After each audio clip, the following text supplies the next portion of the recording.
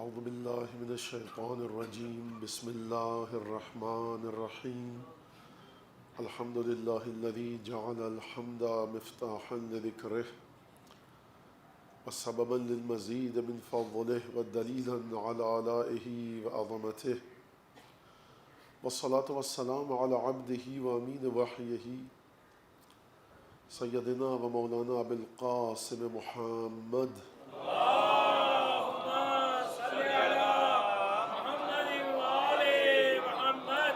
وعلى أهل بيته الطيبين الطاهرين الذين أذهب الله عنهم الرجس وطهرهم تطهيرا اللهم صل على محمد وآل محمد واللعن الدائم على أعدائهم أجمعين أما بعد فقد قال الله الحكيم في كتابه المجيد أعوذ بالله من الشيطان الرجيم قل لا اسألكم علیہ اجرا الا المودۃ فی القربہ۔ پروردگار عالم قرآن مجید میں ارشاد فرما رہا ہے نبی کریم کی رسالت کے سلسلے میں۔ سورہ شورى کی مشہور و معروف آیت ہے۔ پورے قرآن مجید میں اگر آپ دیکھیں تو انبیاء کی زحمتوں کا ذکر ہے، انبیاء کی محنتوں کا ذکر ہے، اور وہ عظیم الشان محنتیں، عظیم الشان زحمتیں، عظیم الشان ابتلاءات، آزمائشات، امتحانات کہ پروردگار نے انبیاء سے اتنے کٹھن امتحان لیے اور ان امتحانات کا ذکر کیا قرآن مجید میں۔ یقیناً نبی کریم کی رسالت خاتم رسالت ہے، ختم رسول ہے، خاتم نبوت ہے۔ اب اس کے بعد کوئی نبی نہیں آئے گا، اب اس کے بعد کوئی رسول نہیں آئے گا، لہٰذا نبی کریم کا امتحان سب سے بڑا ہونا چاہیے، نبی کریم کی آزمائش اور ابتلا سب سے کٹھن ہونا چاہیے۔ میں ایک اشارہ دے دوں تاکہ آپ کو نبی کریم کے امتحانات اور آزمائشات کا اندازہ ہو سکے، اور یقیناً شاید یہ بات جو میں پیش کرنے والا ہوں آپ میں سے بہت سوں کو اس کا علم ہوگا، کیونکہ الحمدللہ بر صغیر میں بکثرت اس طرح سے اس موضوع پر گفتگو کی گئی ہے۔ لیکن نوجوان بچے بیٹھے کہ پروردگار عالم نے سب سے زیادہ کٹھن ترین امتحانات حضرت ابراہیم سے دیے، اور جس طرح سے امامت کا ذکر ہے حضرت ابراہیم کے قرآن میں، اس طرح سے گزشتہ انبیاء کی امامت کا ذکر قرآن میں نہیں ہے۔ اور پھر امتحانات حضرت ابراہیم کو ان کا ذکر کیا، اور ہوتے ہوتے تمام امتحانات کے بعد آخری امتحانات جناب اسماعیل کا ذبح تھا کہ جناب اسماعیل کو ذبح کرنے کا حکم دیا گیا۔ سورہ فصلت کے اندر ہو بہو بالکل عیناً آیت یہی ہے جو میں آپ کے سامنے جس کا ترجمہ پیش کر رہا ہوں، وہ یہ کہ چھری نہیں چلی، آپ سب کو پتہ ہے، آپ سب اس بات سے واقف ہیں۔ اور پروردگار نے یہ فرمایا وہاں پر کہ وَتَرَكْنَا عَلَيْهِ فِي الْآخِرِينَ، ہم نے اس امتحان کو دوسروں پر چھوڑ دیا۔ وَفَدَيْنَاهُ بِذِبْحٍ عَظِيمٍ، اور ہم نے فدیہ دیا، کیونکہ ایک ذبح عظیم بعد میں ہونا تھا، اس کی وجہ سے ہم نے یہ فدیہ دے دیا اور اسماعیل کو ذبح سے بچا لیا۔ اب سوال یہ ہے کہ ابراہیم کا مقام اتنا بلند تھا کہ بیوی بچوں کے بارے میں حکم دیا گیا کہ جاؤ مکے کی بیاب ہو گیا، چٹیل پہاڑی پہ، چٹیل میدان میں، صحرا میں، دشت میں چھوڑ کر آ جاؤ۔ ابراہیم نے یہ کام کر لیا، اور پھر اس کے بعد جب تاریخ آگے بڑھی تو حضرت ابراہیم کو اسماعیل کے ذبح کا حکم دیا گیا۔ حضرت ابراہیم کو امامت عطا ہوئی انہی امتحانات کی وجہ سے، لیکن امتحان کا تسلسل اور امتحان کی منزلت اور امتحان کی بزرگی اور بڑائی اتنی زیادہ تھی کہ پروردگار نے یہ کہا کہ وَتَرَكْنَا عَلَيْهِ فِي الْآخِرِينَ، اور ذبح عظیم سید الشہداء کی شخصیت قرار پائی۔ امتحان تھا اسماعیل کا حضرت ابراہیم سے کہ اے ابراہیم خلیل، تم نبی اللہ ہو، تم رسول ہو، تم نبی ہو، تم عبد ہو، تم خلیل ہو، تم سے ہم امتحان لیں گے۔ ابراہیم کو تیار دیکھا، آمادہ دیکھا، ملتوی کر دیا امتحان کو، کہا کسی اور پر چھوڑ دیا ہے۔ تو اب تاریخ آپ کو جہاں پر بھی کسی نبی کی اولاد پر چھری چلتے ہوئے دکھائی دے تو سمجھ لیجئے کہ یہ ابراہیم کا وہ اسماعیل جو ملتوی ہوا تھا کئی ہزار کروڑوں گنا درجہ بلندتر امتحان ہے۔ لہٰذا یہیں سے یہ بات واضح ہو جاتی ہے کہ سید الشہداء کی شہادت نہیں ہے، سید الشہداء کی شہادت رسول خدا کی شہادت سید الشہداء کی شہادت رسول خدا کا امتحان، شہزادی کونین کا امتحان، امام حسن امیر المومنین کا امتحان. کیونکہ اگر پروردگار فرما رہا ابراہیم کیونکہ تم بہت بلند مرتبہ پیغمبر تھے، ہم نے تم سے امتحان لینا چاہا، امتحان کو ملتوی کر دیا. پروردگار اب مجھے یہ بتا ابراہیم سے بڑا کون آئے گا جس سے اتنا بڑا تو امتحان لے گا؟ کیا مجھ آپ کا ذکر کرتے ہوئے، میرا اور آپ کا ذکر کرتے ہوئے پروردگار یہ فرمائے گا کہ ترکنا علیہ فی الآخرین؟ کسی مولانا، آیت اللہ العظمیٰ، مفتی، مجتہد، فقی، صوفی، درویش، قطب، ابدال، قلندر پر ہم نے اس امتحان کو چھوڑ دیا؟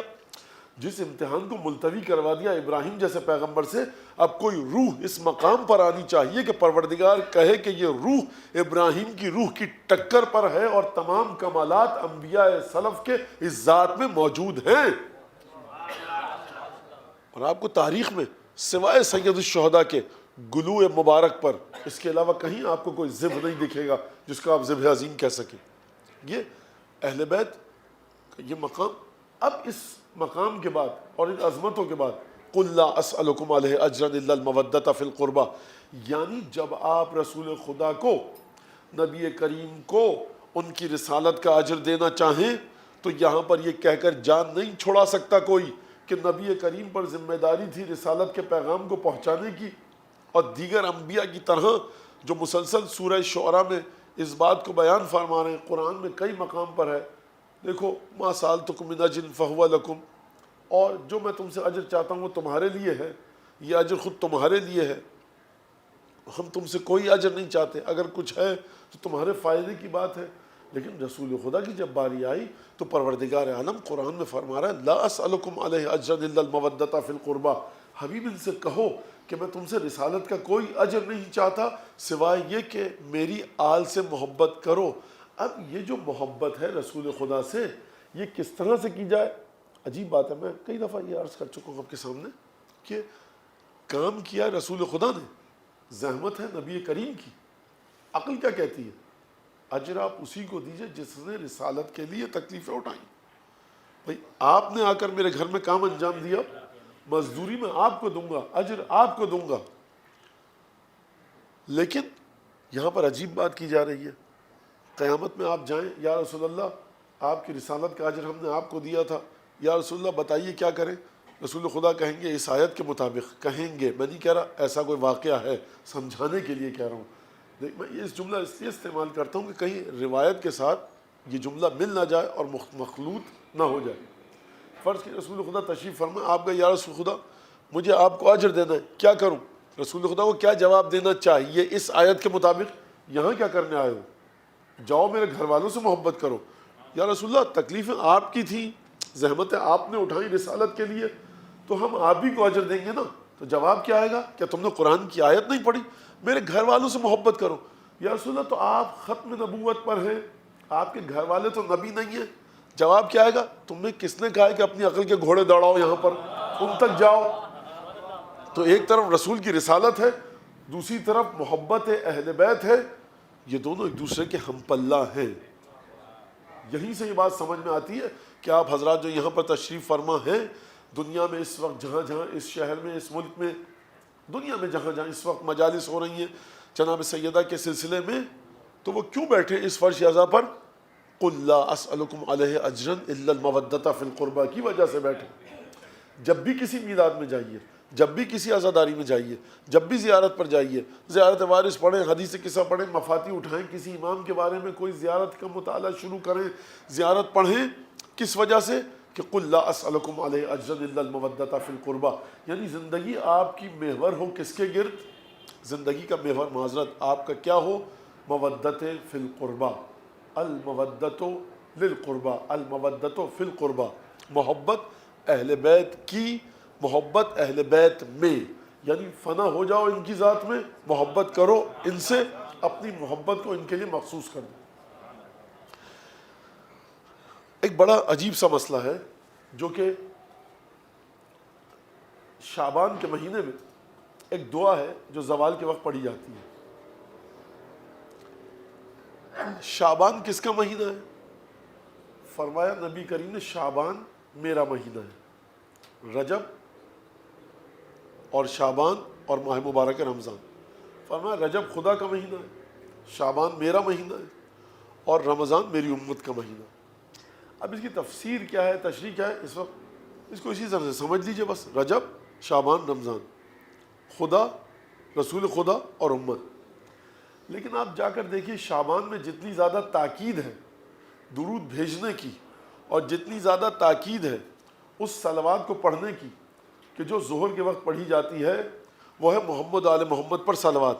یعنی اگر تم مجھ سے متصل ہونا چاہتے ہو،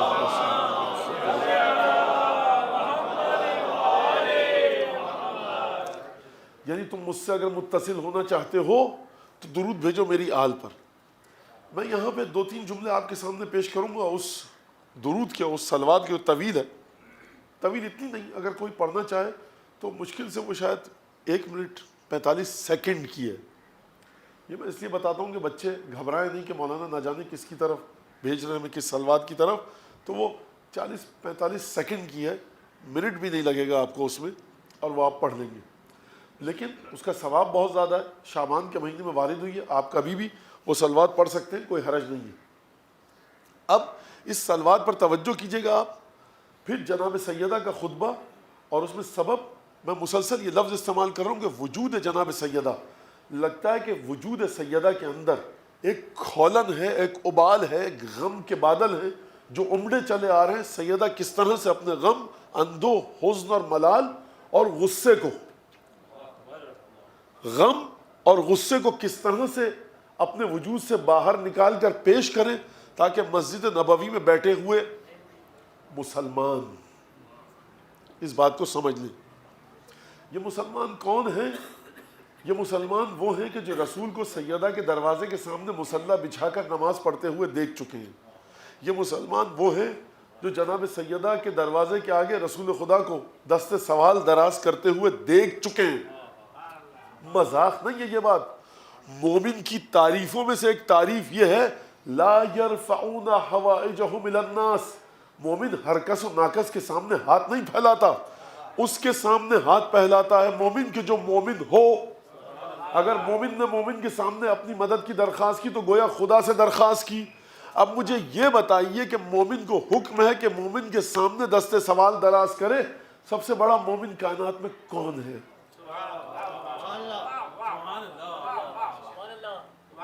نبی کریم. یہ ہستی جا رہی ہے، بٹیا کچھ گھر میں کھانے کو ہے؟ فقیر آتا ہے مسجد نبوی میں، کسی کے پاس کچھ نہیں ہے.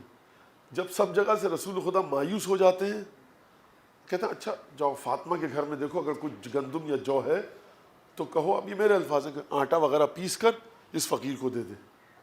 اور ڈھیروں واقعات ہیں، ڈھیروں واقعات. یعنی ایک سیدہ اور ایک شوہر سیدہ، ان دو ہستیوں نے رسول خدا کی ضرورتوں کو پورا کیا ہے.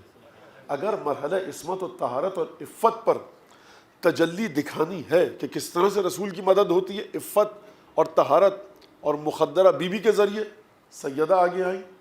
اور دائرہ رجولیت میں رہ کر تلوار کے ذریعے، فتوت کے ذریعے، مردانگی کے ذریعے، شجاعت استقلال کے ذریعے رسول خدا کی مدد کس طرح سے ہوتی ہے علی مرتضیٰ سامنے آئے. تو یہ بڑی عجیب چیز ہے. وہ جملہ سنیے آپ، اور پھر میں ایک چیز آپ کے سامنے پیش کرنی. امید ہے کہ آپ کے ذہنوں میں وہ میں داخل کرنے میں کامیاب ہو جاؤں گا، امید یہ ہے. مشکل کوئی بات نہیں ہے ایسی، توجہ سے سنیں آپ. وہ جو درود ہے وہ یہ ہے. دیکھیے ذہن میں آپ کے گفتگو ہے، ہم جناب سیدہ کے سلسلے میں گفتگو کرنے کے لیے موجود ہوئے ہیں، اور پھر مجھے کچھ خطبے کے الفاظ پیش کرنے جو میں نے آپ کے سامنے یہ بات کہی کہ جناب سیدہ جو خطبہ دے رہی ہیں اس میں غم، اندوہ، حزن، ملال شامل ہے نہیں، غصہ بھی شامل ہے، جلال کے عالم میں بھی ہے شہزادی. تو اگر شخصیات کو فاطمہ کے ذریعے سمجھا جائے تو مسجد میں بیٹھے ہوئے لوگوں کو اس خطبے کے ذریعے سمجھیے کہ کس طرح بی بی جلال اور غیث کے عالم میں آ کر خطبہ دے رہی ہیں. بہت مشکل ہے انسان کے لیے کہ گفتگو کرے وہ غصے کے عالم میں، جلال کے عالم میں. بہت مشکل ہے کہ غم اور حزن کے عالم میں گفتگو کرے. بہت مشکل ہے جسمانی تکلیف کے ساتھ گفتگو کرے. جناب سیدہ کو غیظ اور غصہ اور جلال بھی ہے، غم اور حزن بھی ہے، جسمانی تکلیف بھی ہے۔ ان تینوں تکلیفوں کے ساتھ شہزادی نے خطبہ دیا، اور کیا خطبہ دیا ہے، صلی اللہ علیہ یا بنت رسول اللہ، درود بھیجیے ایک شہزادی کے بارے میں۔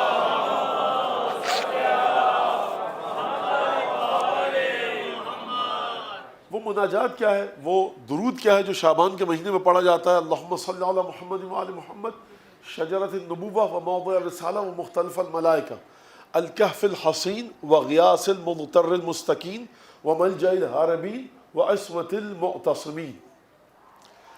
ایک ایک لفظ کا ترجمہ آپ سنیے، اور پھر اس کو میں مرتبط کرتا ہوں جناب سیدہ سے۔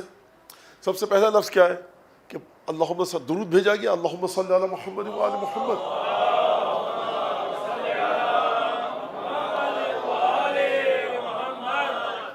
شجرۃ النبوہ، یہ اہل بیت نبوت کا درخت ہے۔ درخت ہوتا ہے امرود کا، آم کا، انار کا۔ ہم دیکھیے درخت کو پہلے اپنے سماج میں سیکھیے، سمجھیے درخت کو، پیڑ کو، ٹری کو سمجھیے کہ آپ کی ڈکشنری کیا کہتی ہے، پہلے اس کو سمجھیے، پھر چلیے کہ ڈکشنری کے اس معنی کو دعا نے کس طرح سے استعمال کیا۔ کیونکہ جب عربی زبان میں گفتگو ہو رہی ہے، اردو میں، ہندی میں، سنسکرت میں، انگریزی میں، فرانسیسی زبان میں، تو ڈکشنری دیکھی جائے گی اور ڈکشنری سے مدد لی جائے گی کہ ڈکشنری نے، لغت نے، اہل زبان نے اس لفظ کو استعمال کیا تو کس طرح سے کیا، اور جب حدیث میں اہل بیت نے، رسول خدا نے استعمال کیا تو اس معنی کی حفاظت کرتے ہوئے اس نئے معنی میں استعمال ہوا۔ یہ نہیں ہو سکتا کہ ڈکشنری کے معنی کو خدا یا رسول خدا مکمل طور سے تبدیل کر دے۔ رسول خدا ڈکشنری لکھنے نہیں آئے ہیں، ڈکشنری کے معنی کو بہترین مقام پر استعمال کرنے کا علم رسول خدا کو ہے۔ افصح العرب ہے، فصیح و بلیغ ترین ہے عربوں کے درمیان۔ شجرۃ النبوہ، آم امرود کا درخت ہوتا ہے، فالسے کا درخت ہوتا ہے، یہ ہے نبوت کا درخت۔ یعنی کیا مطلب نبوت کا درخت؟ یعنی جہاں تک تم ان 12 اماموں کی شخصیت کے پھیلاؤ کو دیکھو گے تو یاد رکھنا جو برکتیں، نورانیت، جو پاکیزگی نبوت میں ہے، نبوت کی پاکیزگی ان کے ذریعے پھیلے گی۔ جب نیم کا درخت آپ نے لگایا، ہم کہیں نیم کا درخت، یعنی نیم کا درخت، جہاں تک نیم کا درخت ہے، میں پہلے بھی کچھ دن پہلے مثال کو ایک اور حوالے سے عرض کیا تھا کہ جہاں تک نیم کا درخت ہے اور نیم کے درخت کے اثرات ہیں وہاں تک نیم کا درخت ہے۔ بڑی کامن سینس والی بات ہے یہ، جہاں تک نیم کے درخت کی شاخیں، ٹہنیاں، ڈنٹھل، پتے، نبولی، سایہ ہے وہاں تک نیم کا درخت ہے۔ تو نیم کا درخت، توجہ کیجیے گا، نیم کا درخت یہ کیسے بتائے کہ میں کہاں تک ہوں؟ جہاں تک آپ نیم کے درخت کو زبان دیجئے، اے نیم کے درخت تو کہاں تک ہے؟ جواب آئے گا جہاں تک میرا سایہ ہے، جہاں تک میرے پتے ہیں، جہاں تک میری ٹہنیاں ہیں، جہاں تک میرے ڈنٹھل ہیں، جہاں تک ایک فزیکل ایگزسٹنس ہے، اس کی ایک فزیکل پریزنس ہے، ایک طبیعی وجود ہے نیم کے درخت کا۔ چلیے آپ نے توجہ سے سنا تو اب آپ کا حق بنتا ہے کہ میں مزید کھولوں اس مثال کو۔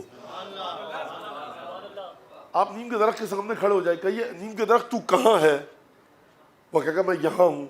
آپ کہیں گے نہیں، کہاں پر؟ جڑ میں، تنے میں، پتوں میں، ٹہنیوں میں، نبولی میں۔ وہ کہے گا یہ پورا کا پورا وجود نیم کا درخت ہے۔ تو یہ تیرا سایہ کیا ہے؟ یہ تیرے ڈنٹھل کیا ہیں؟ یہ کہے گا یہ میرے وجود کی تجلیاں ہیں۔ تو آل محمد نام ہے شجرۃ النبوہ، یہ ہے نبوت کا درخت۔ یعنی نبوت کی نورانیت کو، نبوت کی لطافت کو، نبوت کی پاکیزگی کو، نبوت کے علم کو، نبوت کی کرامت کو، شفاعت کو۔ غرض یہ کہ نبوت میں جتنے کمال ہیں وہ پھیلیں گے کیسے؟ جس طرح سے نیم کا درخت جتنا پھیلتا جائے گا آپ کہیں گے بہت زیادہ پھیل گیا نیم کا درخت۔ مرکز ہے جڑ، اگر جڑ نہ ہو نیم کا درخت پھیلاؤ اختیار نہیں کر سکتا۔ تو کہا کہ جس طرح سے نیم کا درخت جب پھیلاؤ اپنا اختیار کرتا ہے، اپنے وجود کا اظہار کرتا ہے، خوب توجہ کیجیے گا، مجھے نہیں پتا نیم کا درخت بیج کے ذریعے لگتا ہے، قلم کے ذریعے، نبو مجھے نہیں پتا، فرض کیجئے بیج کے ذریعے تھوڑی دیر کے لیے.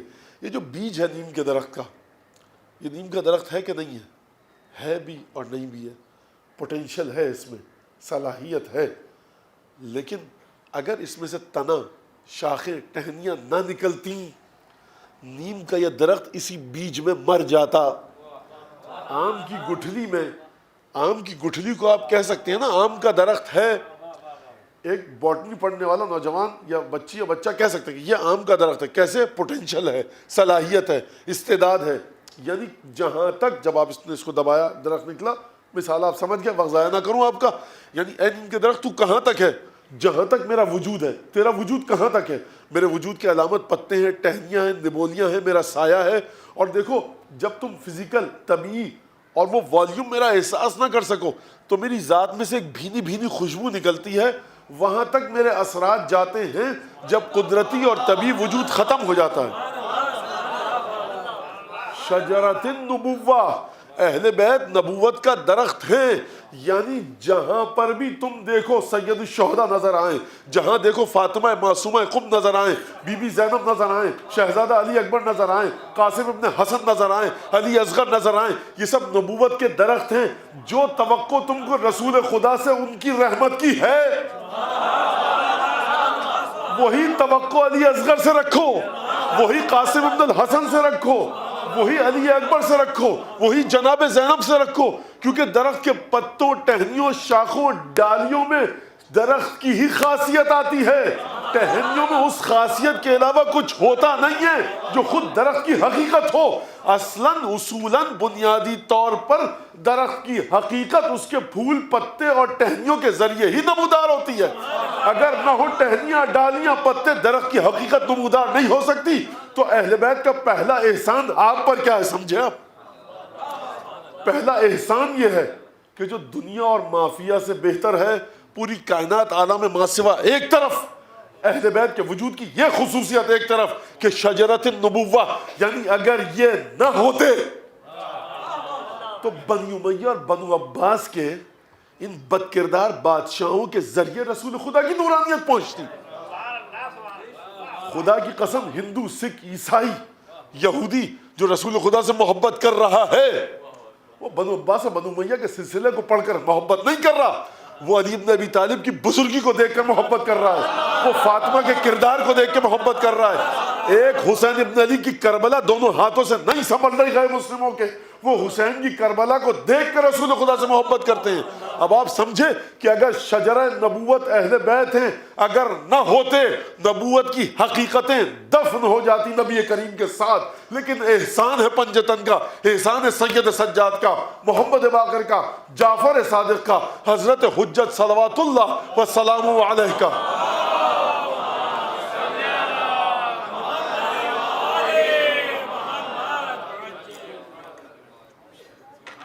احسان کیا ہے؟ کہ آپ کو اس نور سے واقف کروایا، نور سے آگاہی دی. نور نبوت چراغ کی طرح ہے. مثل نور ہی کمشکات فیہا مصباح، سورہ نور آیہ نور. مثل نور ہی کمشکات فیہا مصباح. آپ چلتے کس کے ذریعے ہیں؟ چراغ جلاتے ہیں مٹی کا تیل ڈال کے، یہ لو جل رہی ہوتی ہے.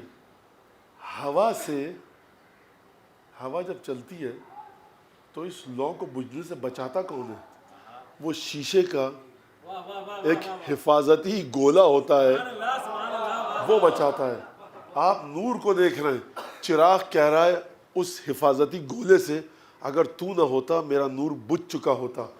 ذات رسول خدا فرما رہی ہے اپنی اولادوں سے، اپنی بیٹی سے، اے حسن اور اے حسین، اے محمد باقر، اے جعفر صادق، اے سیدہ، اگر تم نہ ہوتی میرا نور کون پہچان سکتا تھا؟ شجرۃ النبوہ، یعنی نبوت کا درخت ان ہستیوں کے ذریعے اس کا پھیلاؤ وجود میں آ رہا ہے. وموضع الرسالہ، پیغام جو رسول کا ہے وہ کہاں پر رکھا جاتا ہے؟ وہ ان کی ذات میں رکھا گیا. رسالت یعنی پیغام بری، پیغام دینا.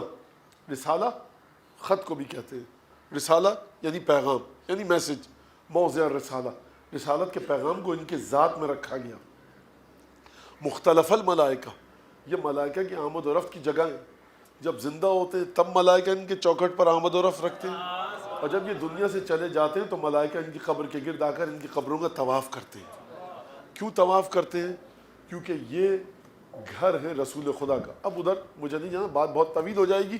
یعنی جہاں پر بھی معصومین کی قبریں ہیں اور ان ہستیوں کی کہ جن کے لیے نص اور حدیث آئی ہے جن کی عظمت کے لیے، وہ بلا شک و شبہ مطاف ملائکہ ہیں، وہاں پر ملائکہ طواف کرتے ہیں، جیسے جناب زینب، حضرت علی اکبر، حضرت ابو الفضل عباس، بی بی معصومہ قم اور دیگر کتنے امام زادے کہ جن کا نام اس وقت لینے کا یقیناً وقت نہیں ہے، جو مشہور و معروف امام زادے ہیں، ان کی بات میں نے آپ کے سامنے بیان کی۔ مختلف الملائکہ، اب ملائکہ کیوں آتے ہیں؟ اس کی وجہ یہ ہے کہ جب عالم غیب میں جن سے تسبیح، تقدیس، تحلیل سیکھی، شکریہ ادا کرنے تو آئیں گے نا ان کی قبروں پر۔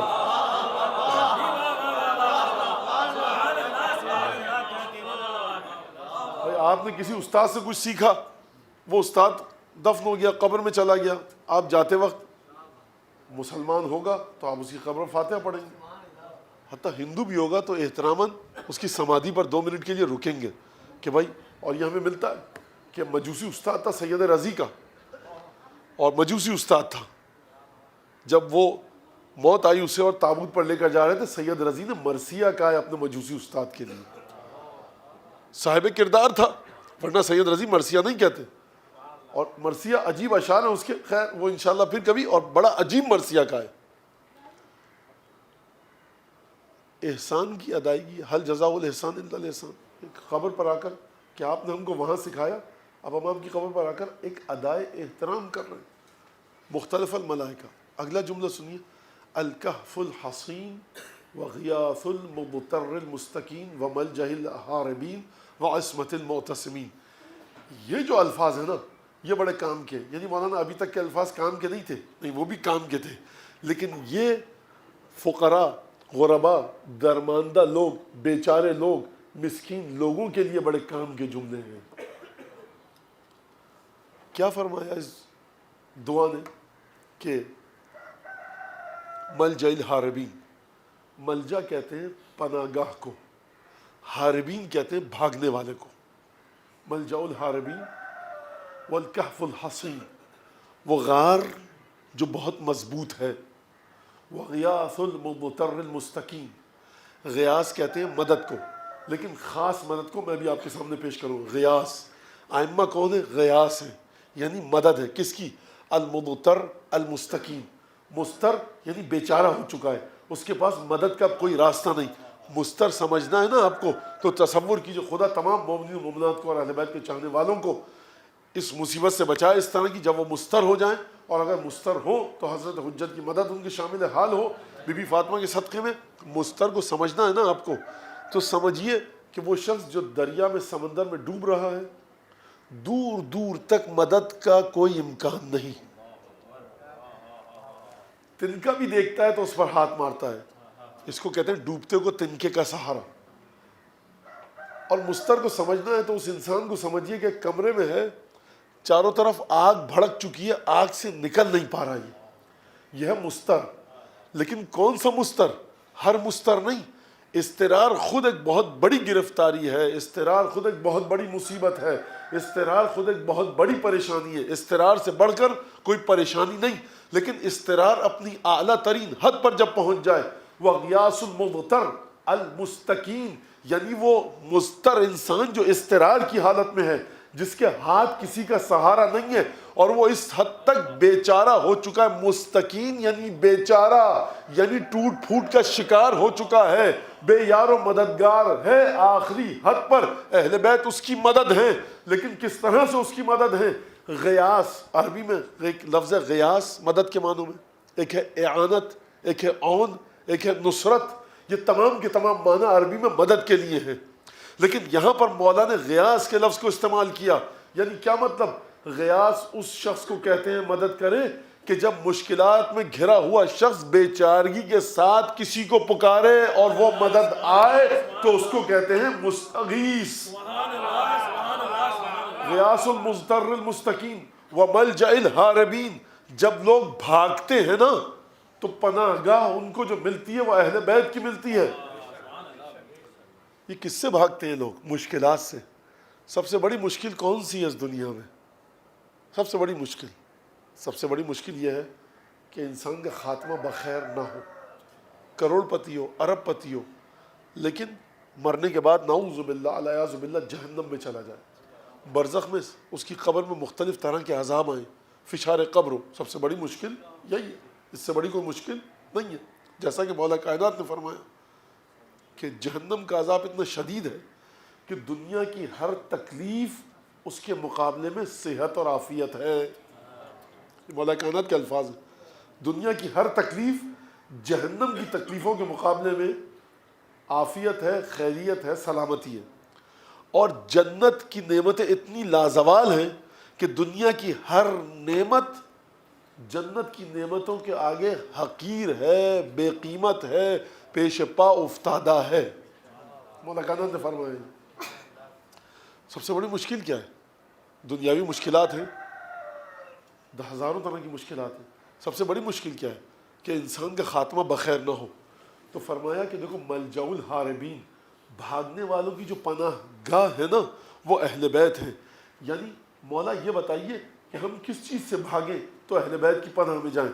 کہا دیکھو اہل بیت وہ پناہ گاہ ہیں جو بھاگنے والے کو یہ نہیں دیکھتے، یہ چیک نہیں کرتے، اس بات کی جانچ پڑتال نہیں کرتے کہ تو کس چیز سے بھاگ کر آ رہا ہے، ہماری طرف بھاگ کر آ رہا ہے یا نہیں آ رہا۔ ملجأ الحاربین، اور خدا مغفرت کرے اور ان کے درجات بلند کرے۔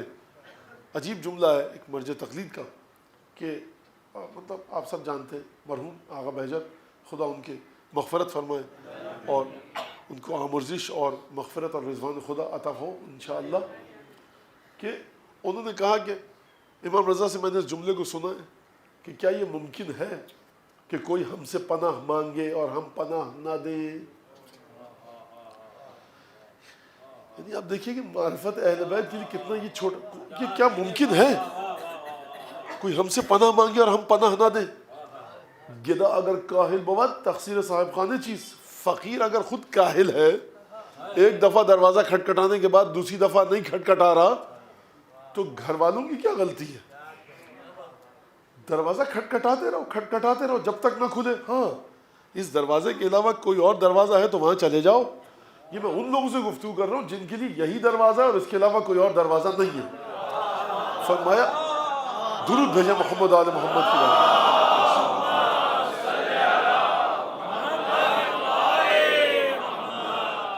ملجأ الحاربین، ملجأ الحاربین، بھاگنے والوں کی پناہ گاہ۔ جوشن کبیر میں آپ کیا پڑھتے ہیں؟ یا من لا ملجأ منہ الا الیہ، اے وہ ذات کہ جو ہر اس شخص کی پناہ گاہ ہے جو تجھ سے ڈر کر تیری طرف بھاگے۔ اگر آپ کسی شیر سے، چیتے سے، ریچھ سے، وحشی جانور سے ڈر کر بھاگے تو اس کی آغوش میں تو جا کر پناہ نہیں لیں گے نا۔ اگر آپ زلزلہ کہیں پر آ رہا ہے وہاں سے بھاگ کر اس طرف آئیں اور میں آپ سے کہوں دوبارہ زلزلے کی پناہ میں جائیے، آپ کہیں گے مولانا زلزلے سے بھاگ کر تو یہاں آ رہے ہیں۔ کہیں پر سیلاب آیا، سیلاب سے بھاگ کر آپ اس طرف آئے، میں کہوں سیلاب کی پناہ میں جائیے تو آپ کے مولانا سیلاب سے بھاگ کر تو یہاں آئے۔ اگر کوئی وحشی جانور، خونخوار درندہ آپ کا تعاقب کر رہا ہے، آپ کے پیچھے پیچھے آ رہا ہے، آپ کا پیچھا کر رہا ہے، آپ میرے پاس ہیں مولانا بچا لیجیے، میں کہوں اسی ریچھ کی آغوش میں چلے جائیے، اسی چیتے کے پاس جائیے، اسی شیر کے پاس جائیے، اسی درندے کے پاس جائیے، وہی آپ کو پناہ دے گا۔ آپ کہیں گے جس سے بھاگ کر آیا جاتا ہے نا وہ پناہ نہیں دیتا، لیکن ذات خدا کو دیکھیے۔ جوشن نے کبھی فرمائی یا من لا ملجا منہ الا الیہ، اے پروردگار تیری ذات وہ ہے کہ جو تجھ سے بھاگ کر آتا ہے نا اس کو تیری طرف ہی جانا چاہیے پناہ کے لیے۔ اب یہ کیسے ممکن ہوگا؟ اب یہ کیسے ممکن ہوگا؟ اس کو سمجھیے، پھر میں دوبارہ اس دعا کی طرف آتا ہوں۔ یہ کیسے ممکن ہوگا؟ ہم بھاگتے ہیں کس سے؟ خدا کے عذاب سے۔ ہم بھاگتے ہیں کس سے؟ خدا کے عقاب سے۔ ہم بھاگتے ہیں کس سے؟ خدا کی ناراضگی سے۔ ہم خدا سے نہیں بھاگتے، ہم خدا کے عذاب سے بھاگتے ہیں۔ اگر آپ خدا سے بھاگ رہے ہوتے، اگر میں خدا سے بھاگ رہا ہوتا تو پھر خدا کی طرف لوٹ کر جانے کا سوال نہیں تھا، لیکن میں خدا سے نہیں بھاگ رہا، میں خدا کے عذاب سے بھاگ رہا ہوں۔ خدا کی پناہ میں جاؤ. کس طرح سے جائیں؟ عذاب سے بھاگے ہو نا، رحمت کے سائے میں جاؤ، مغفرت کی پناہ میں جاؤ. عذاب بھی خدا کا تھا، رحمت اور مغفرت بھی پناہ کی ہے. یعنی اہل بیت علیہم السلام کی ذات وہ ہے کہ جب خدا کے عذاب اور عقاب سے بچ کر بھاگو نا، تو اگر تم اہل بیت کی پناہ میں آؤ تو پریشان مت ہونا، در حقیقت تم خدا کی رحمت کی پناہ میں آئے ہو. ملجأ الہاربین وعصمت المعتصمین. عصمت کا مطلب کیا ہے؟ عصمت کا مطلب ہم معصوم کو کہتے ہیں کہ معصوم صاحب عصمت ہے. اس کا معنی آپ کو پتہ ہے، غلطی نہیں کرتا، معصوم ہر برائی سے بچا ہے، ہر نجاست سے بچا ہے، ہر غلاظت سے دور ہے. معصوم غلاظت ان سے دور، یہ غلاظت سے دور. ہر نجاست ان کے وجود میں، کوئی نجاست بھی ان کے پاس سے باہر نہیں، کوئی طہارت بھی ان سے دور نہیں ہو سکتی، اور کوئی نجاست ان کے قریب نہیں ہو سکتی. یہ ہمارا عقیدہ بچے کو پتہ ہے. عصمت کہتے ہیں کس چیز کو؟ یہی جو میں نے معنی بتایا. عصمت کا ایک اور لفظ معنی بھی ہے، یعنی وَاعْتَصِمُوا بِحَبْلِ اللَّهِ جَمِيعًا وَلَا تَفَرَّقُوا. قرآن کے ترجمے میں آپ کیا پڑھتے ہیں کہ اللہ کی رسی کو خوب مضبوطی سے پکڑ لو، تھام لو. عصمت کا حقیقی معنی کیا ہے؟ بچاؤ کا ہے. یعنی خدا کی رسی کو جو تھامنے کا حکم دیا جا رہا ہے، یہ لغت کی بحث کیا مطلب، تھوڑا سا اشارہ کر رہا ہوں کہ اللہ کی رسی کو مضبوطی سے تھام لو. وَاعْتَصِمُوا عربی میں پکڑنے کے لیے امساک کا لفظ بھی ہے، امسکو، اغبزو، لیکن یہاں پر یہ لفظ استعمال نہیں کیا گیا. پروردگار نے کیا لغات اور الفاظ کا استعمال کیا ہے. یعنی دیکھو، جب تم اللہ کی رسی کو تھامو گے نا، تو تم اللہ کی رسی کو تھامو گے نہیں، اس تھامنے میں اعتصام کا معنی بھی پوشیدہ ہے. یعنی دنیا میں جس چیز کو تھامو وہاں بچاؤ کی ضمانت نہیں ہے، لیکن یہاں پر اعتصام کے ساتھ تھامو، یعنی عصمت کا معنی ہے بچنا اور بچاؤ. ادھر تم نے اللہ کی رسی کو تھاما اور یہاں پر عصمت اور بچاؤ تمہیں عطا ہو گیا. کر پانی کو کہا جاتا ہے معتصم، عصمت ہے اس پانی میں. کیا مطلب عصمت ہے؟ اگر کوئی پانی کر ہے، وہ جو ہے فتویٰ 3.5 بالش چوڑا گہرا اور لمبا برتن ہو، اس میں پانی لبالب بھرا ہو تو یہ کر ہے. یہ کر پانی کیا ہوتا ہے؟ کر پانی یہ ہوتا ہے کہ اگر ایک لوٹا ہے، ایک جگ ہے، ایک گلاس ہے، ایک پتیلا ہے، پانی بھرا ہوا ہے، ایک قطرہ خون گر گیا، ایک قطرہ بول و براز کا گر گیا، پیشاب کا ایک قطرہ گر گیا، خون کا ایک قطرہ گر گیا. گرتے ہی نامری ہو گیا، ڈس اپیئر ہو گیا، نظر نہیں آ رہا. لیکن نہ اس کو آپ پی سکتے ہیں، نہ وضو کر سکتے ہیں، نہ کوئی نجس چیز اس سے پاک کر سکتے ہیں، نہ کھانے میں ڈال سکتے ہیں، کسی کو دے بھی نہیں سکتے جانتے بوجھتے پینے کے لیے، کسی انسان کو نہیں دے سکتے. مولانا نظر نہیں آ رہا قطرہ، ارے وہ غائب ہو گیا، کیا اب ایک قطرہ اتنے بڑے پتیلے، نہیں، نجس ہو گیا. لیکن کر پانی کیا ہوتا ہے؟ ایک قطرہ، 2 قطرہ، اتنی نجاست گری کہ وہ اس کا رنگ نظر نہیں آ رہا، بو تبدیل نہیں ہوئی، ذائقہ تبدیل نہیں ہوا، تو آپ کہتے ہیں یہ پانی معتصم ہے. یعنی کیا مطلب؟ وہ ڈس اپیئر ہو گیا نا، نامرئی ہو گیا. اس پانی سے وضو بھی کر سکتے ہیں، کسی کو پلا بھی سکتے ہیں.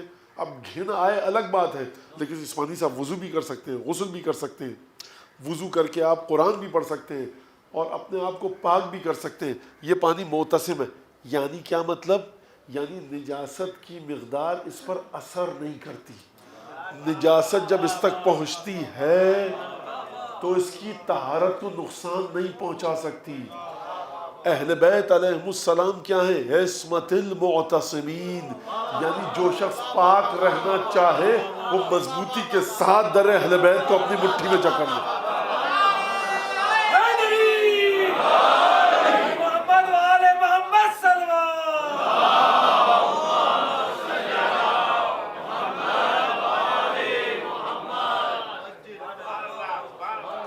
اس عصمت کا مرحلہ کیا ہے؟ یہ عصمت کہاں تک جاتی ہے؟ اب دیکھیے، یہ امام کی موجودگی کی بات کر رہا ہوں، یہ آج کل کی بات نہیں کر رہا کہ آپ اور ہم فتوے دیتے پھریں اور اس میں مہرے لگاتے پھریں. یہ امام کے موجودگی کی بات کر رہا ہوں، جب امام اپنے وجود ظاہری کے ساتھ موجود ہے. حر آیا، یا اپنے رسول اللہ توبہ کی کوئی جگہ ہے، حر جو گفتگو آپ کے سامنے، جاؤ حر دیکھو 200 دفعہ استغفر اللہ استغفر اللہ ربی واتوب الیہ پڑھو، نماز جعفر تیار پڑھو، سجدے میں جاؤ 1000 دفعہ الاف الاف کہو. ہم کو مراجع کا فتویٰ ہے، سب کا فتویٰ ہے یہ. ایک میں نے گناہ کیا، جب بھی یاد آتا ہے کیا کریں حضور؟ حضرت آیت اللہ العظمیٰ کیا کریں جب بھی گناہ یاد آئے؟ جب بھی یاد آئے استغفر ربی واتوب الیہ کہو۔ کتنی کہیں کا تعداد ہم معین نہیں کر سکتے، جب تک ذہن میں گناہ کا خیال آ رہا ہے، جو سابقہ گناہ تھا استغفار پڑھتے رہو، درود پڑھتے رہو، امید ہے کہ خدا بخش دے۔ اچھا حضور ایک دفعہ گئے مشہد میں، اس گناہ کا خیال آیا جو کیا تھا، پتہ نہیں لاکھوں دفعہ استغفار پڑھ لی، اب کراچی آئے شب جمعہ کو پھر خیال آیا، پھر استغفار پڑھو، گناہ کا پھر پڑھو، اچھا پھر آیا، پچھلے جمعے کو 1 لاکھ پھر پڑھو۔ اچھا دل چاہ رہا ہے کہ سجدے میں جا کے الف کہیں اس گناہ کی وجہ سے، مرجے کا فتویٰ کہے گا ہاں کرو۔ اتنا بڑا گناہ، حسین کے پاس آئے توبہ کی کوئی سبیل ہے؟ ادھر ابرو ہلی، گناہ معاف ہو گیا۔ نعرہ حیدری اور محمد و آل محمد صلی اللہ۔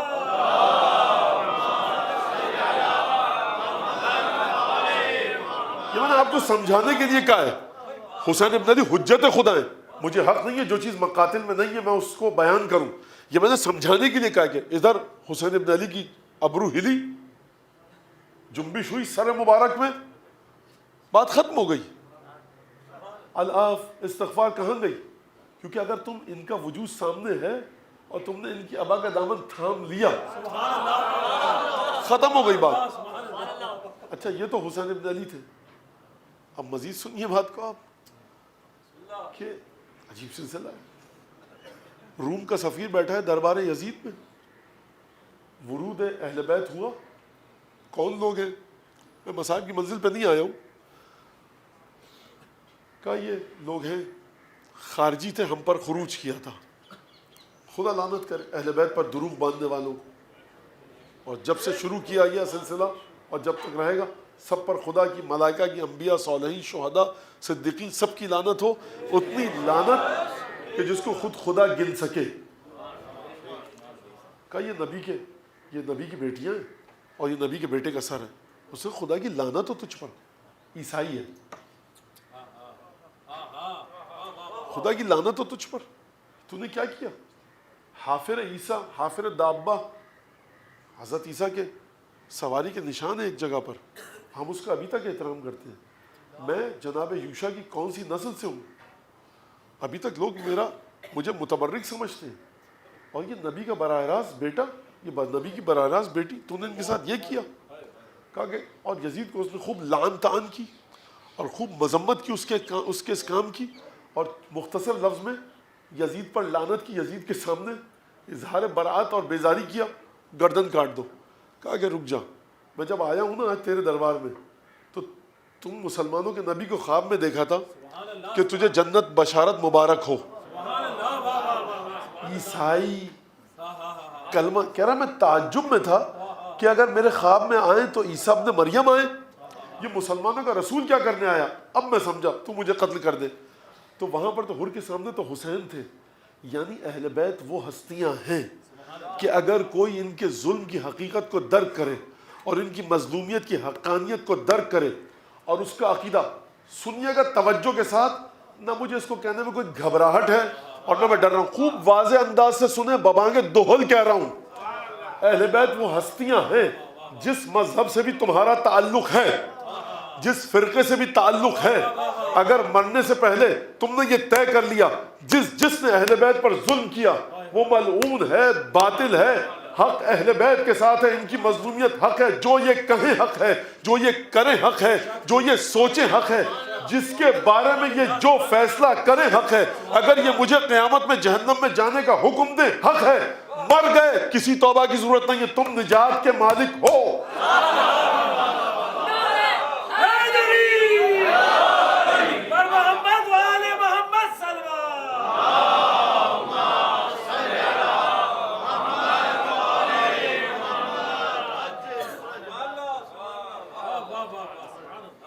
کس حدیث میں ہے، کس روایت میں ہے؟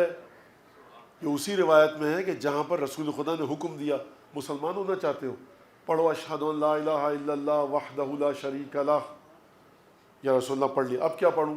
کہو اشہد ان محمدا عبدہ ورسولہ واشہد انک رسول اللہ، پڑھو، مسلمان ہو جاتا ہے نا انسان۔ اسلام یہی ہے، یہی ہے اسلام۔ تو سب نجات میں جو 30,000 کا لشکر حسین کے سامنے تھا. اسلام یہ نہیں ہے. اس کے مطابق اسلام یہ ہے کہ رسول کو رسول مانو. اگر رسول کسی گھر کے دروازے کو مسجد کے صحن میں کھلوا رہے ہیں تو دل میں ناگواری کا تاثر نہ آئے. رسول کسی کے بیٹوں کو اپنے کندھے پر بٹھا رہے ہیں، ناگواری کا تاثر نہ آئے. رسول چچا زاد بھائی کو کہہ رہے ہیں کندھے پر چڑھو. جس مہر نبوت کے دیدار کے لیے آپ ترستے رہتے ہیں، علی مرتضیٰ نے قدم رکھ کر بتوں کو گرایا ہے. آپ کے دل میں ناگواری کا، ٹھیک ہے ہمیں برا تو بہت لگا کہ علی کو کندھوں پہ چڑھا لیا، ہمیں برا تو بہت لگا حسن کو بٹھا لیا، برا تو بہت لگا کہ سیدہ کے لیے کھڑے ہو جاتے ہیں، لیکن بہرحال برداشت کیجئے. اب کیا ہے بیٹی محمد لا الہ الا اللہ محمد. صبح کی نماز رسول خدا کے ساتھ. حضور ایمان یہ ہے خدا کو آپ کی نماز روزہ نہیں چاہیے. اگر ضرورت ہے خدا کو آپ کی، ضرورت کا مطلب وہ نہیں ہے جو ہم اپنے لیے استعمال کریں. اگر خدا مطالبہ کر رہا ہے، تقاضا کر رہا ہے عبادتوں کا، تو آپ کے دل کی کیفیت وہی ہو جو خدا رسول کے بارے میں چاہتا ہے، تب نماز و روزہ کی بات آئے گی. اگر آپ کے دل کی کیفیت رسول خدا کے دل کی کیفیت کے ساتھ مطابقت نہیں رکھتی تو اٹھک بیٹھک خدا کو نہیں چاہیے. تو آپ اسلام کس کو کہتے ہیں؟ اسلام کہتے ہیں نا آپ کلمہ پڑھنے کو. تو ابھی تو آپ نے خود کہہ دیا کہ نہیں، جو کلمہ پڑھ لے اور اس کے بعد اس کے دل میں کیفیت ایسی ہو کہ اس کے دل میں نفرت آئے، تکلیف کا عنصر آئے، ناگواری کا عنصر آئے رسول خدا کے گھر والوں کے بارے میں، رسول خدا کے وہ فیصلے جو رسول خدا نے گھر والوں کے بارے میں کیے، تو آپ اسلام پر نہیں ہیں، آپ مسلمان نہیں ہیں. اب جو شخص ہندو تھا، عیسائی تھا، سکھ تھا، مرنے سے پہلے وہ سمجھ گیا جو کچھ ہے محمد اور آل محمد میں ہے، اور جو کچھ غلط ہے وہ محمد و آل محمد کے دشمنوں میں ہے. یہ جو فیصلہ کریں وہ حق ہے، یہ جو کہیں وہ حق ہے، یہ خدا کے بارے میں جو کہیں حق ہے، یہ کائنات کے بارے میں جو کہیں حق ہے. حق ان سے ہے، ان کی طرف ہے، ان کے دشمن ملعون منفور جہنمی ہیں. تو حضور یہی تو کلمے کا عملی کام ہے، کلمے کا عملی تقاضا ہے. میں یہاں پر فقہی گفتگو نہیں کر رہا کہ اب آپ اس سے یہ نکالیں کہ فلاں شخص ہے تو وہ توضیح مسائل میں اس کو نجس کہا گیا لیکن مولا حسین سے بہت محبت کرتا ہے. میں فقہی لحاظ سے بات نہیں کر رہا، میں بات کر رہا ہوں قبر میں قیامت میں اس کے ساتھ جو عمل انجام دیا جائے گا. یہ میں ایک تھیوریٹیکل بات کر رہا ہوں، فرضیہ پیش کر رہا ہوں. اگر کوئی شخص اس مقام پر ہو لیکن اس کا طے کرنا ہمارے اختیار سے باہر ہے. صرف امام معصوم اس بات کو طے کر سکتا ہے کہ کون اس طرح سے مرا، کون اس طرح سے مرا.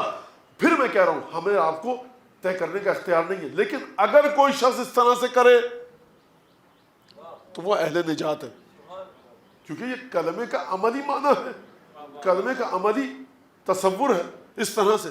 تو اہل بیت کیا؟ عصمت المعتصمین وملجأ الہاربین وغیاث المضطر المستقیم، یہ اہل بیت ہے.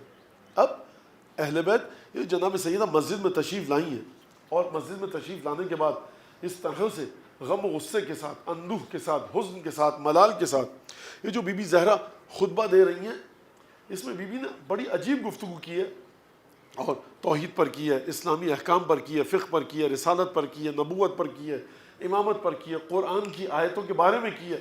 یعنی آپ دین کا کون سا ایسا پہلو ہے کہ جس پر جناب سیدہ نے گفتگو نہیں کی ہو اس مختصر سے خطبے میں. مختصر خطبہ نہیں ہے، لیکن میں یہ عرض کرنا چاہ رہا ہوں اگر اتنی تفصیل کے ساتھ کوئی بی بی، کوئی خاتون گفتگو کرے تو واقعا اس مختصر 5-6 شاید A4 پیپر میں اگر آپ کہیں اور اس کو آپ لکھیں یا ٹائپ کریں تو A4 کے 2 صفحے ہوں گے، 2.5 صفحے پورا کا پورا خطبہ آ جائے گا اگر ذرا باریک فونٹ میں لکھا جائے. تو یہ مختصر خطبہ اس لیے میں کہہ رہا ہوں، آپ کہیں گے کہ 1.5-2 صفحے کا مختصر خطبہ، اس لیے کہ تمام کی تمام جو تفصیل کے ساتھ گفتگو فرمائی ہے جناب سیدہ نے وہ اتنی مختصر ہی کہا جائے گا. 2-2.5 صفحوں میں جب بی بی نے وہ تمام کی تمام چیزیں بیان کر دی. ایک درود بھیجیے محمد آل محمد.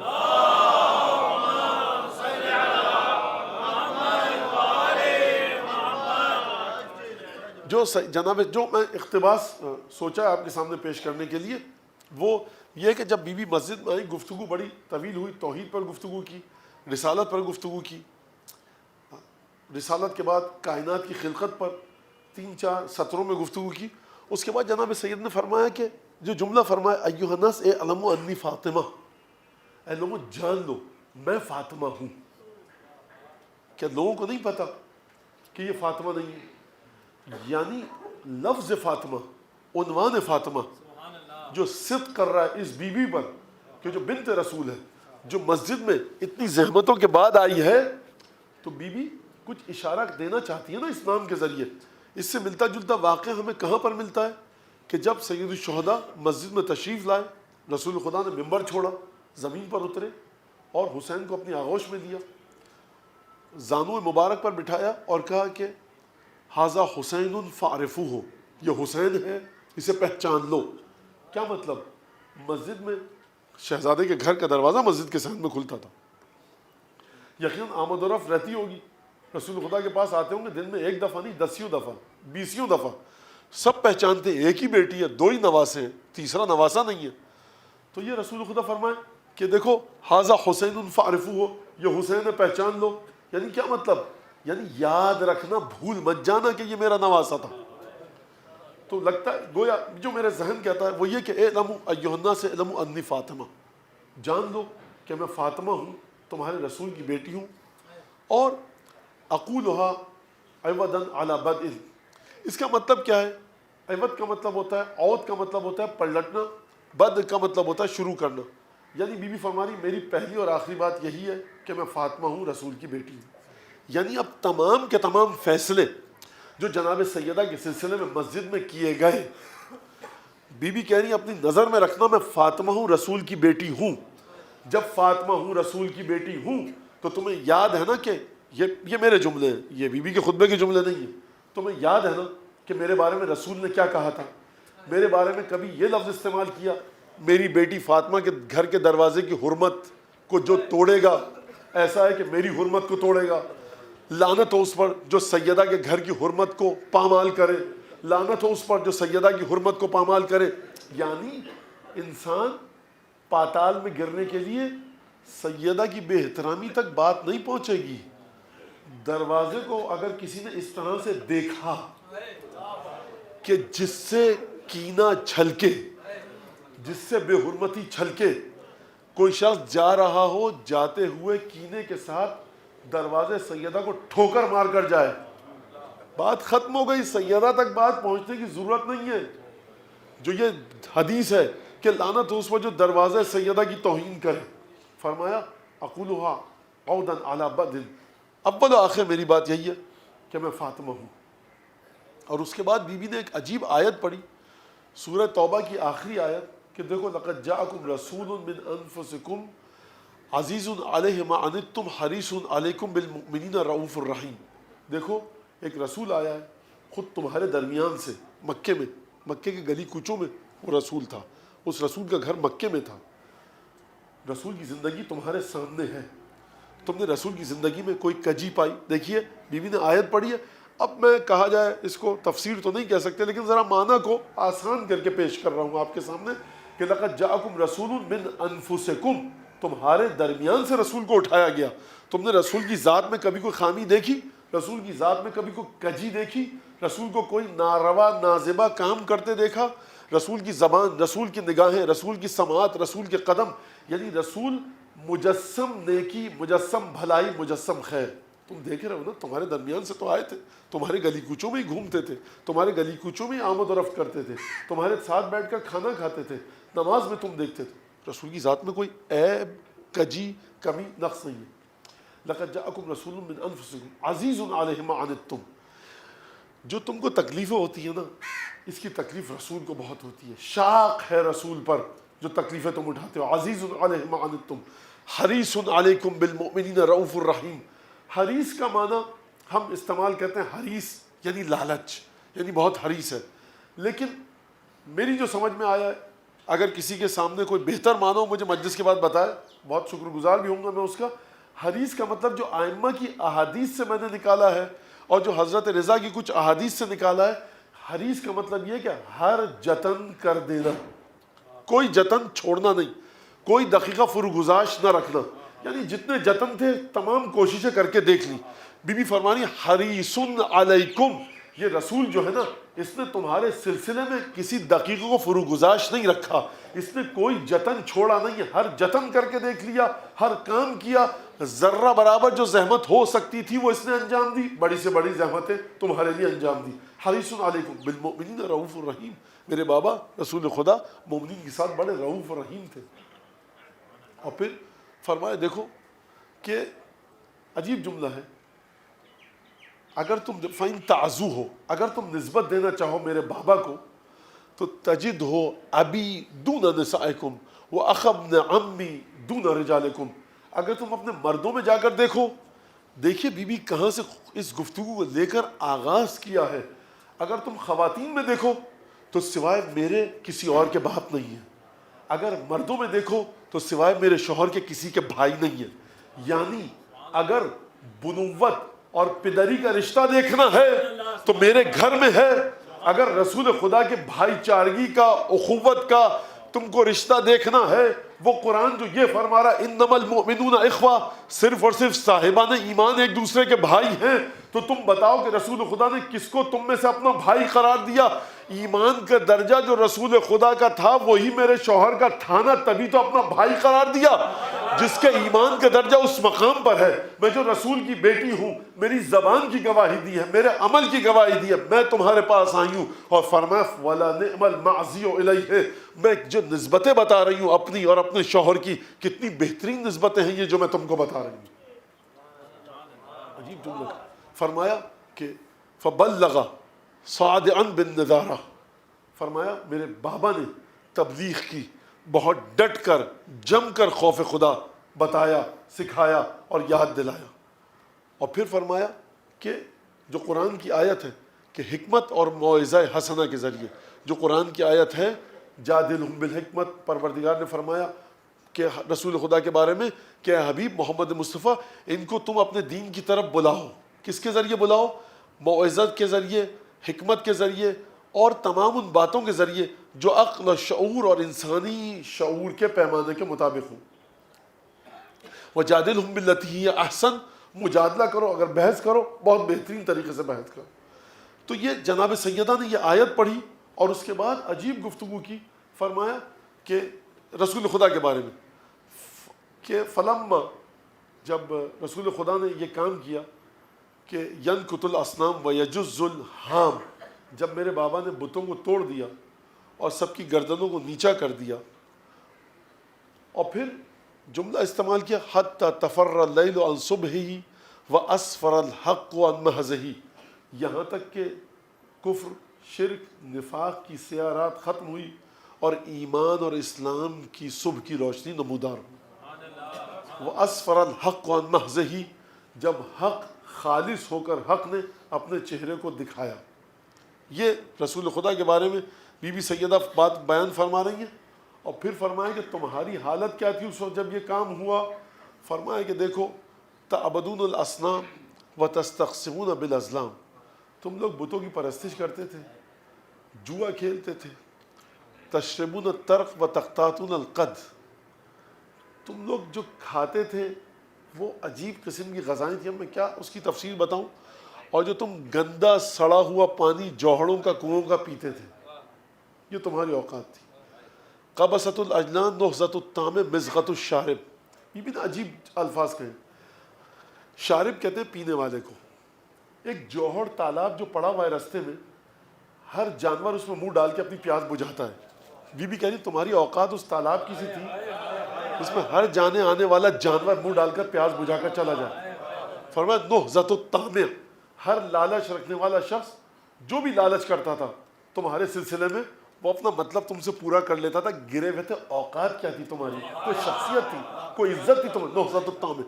قبست العجلان، عجلان کہتے ہیں جلدی میں حرکت کرتا ہوا شخص، قبسہ کہتے ہیں جب کوئی شخص آگ جلاتا ہے، چخماق کے جو پتھر ہوتے ہیں پہلے ان پتھروں کو لکڑی کے دستوں میں چپکایا جاتا ہے اور پتھروں کو رگڑا جاتا ہے، اس سے آگ جلتی ہے۔ خوب توجہ کیجیے گا، ایک دفعہ میں نہیں جلتی، کبھی 10 20 40 50 دفعہ میں آگ جلتی ہے۔ اگر آپ جلدی میں آگ جلانا چاہ رہے ہیں تو آپ نہیں جلا سکتے، لائٹر تھوڑی ہے، کھٹ سے آپ نے کھٹکا دبایا آگ لگ گئی، دیا سلائی ماچس تھوڑی ہے۔ بی بی فرما رہی ہیں کہ وہ جو کام ہوتا ہے نا پتھروں سے آگ جلانے کا، وہ اگر کہیں پر کوئی اگر آگ جلانا چاہے تو کافی وقت لگتا ہے۔ تمہاری اوقات یہ تھی قبست العجلان، جو شخص جلدی میں بھی تمہارے درمیان سے جا رہا ہوتا تھا نا تمہیں آگ لگا کر چلا جاتا تھا. موت الاقدام, تم قدموں میں کچلے جا رہے تھے. تخافون ان یتخفکم الناس من حولکم, تم اس بات سے ڈر رہے تھے. کس بات سے؟ یتخطفکم الناس من حولکم, تخافون, تم ڈرتے رہتے تھے کہ کب کوئی آئے حملہ آور ہمیں کچل کر چلا جائے.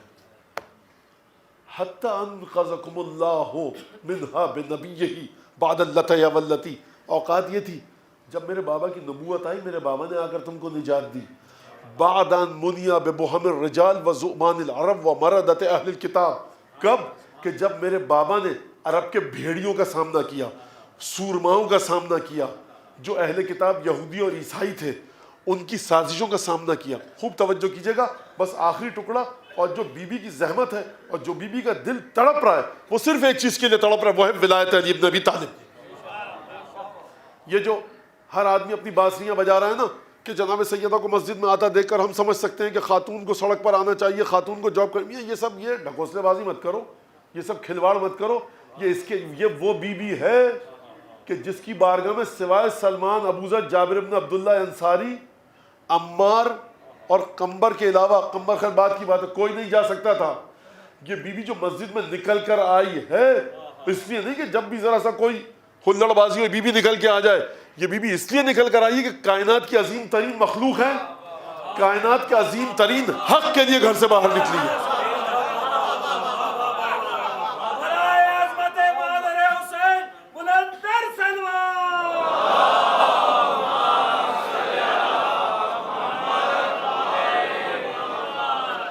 عورتوں کو آنا چاہیے اجتماع میں فلاں, یہ کوئی ایسی بات نہیں ہے, کوئی ایسا سلسلہ نہیں ہے, بلند ترین حق کے لیے آئیں.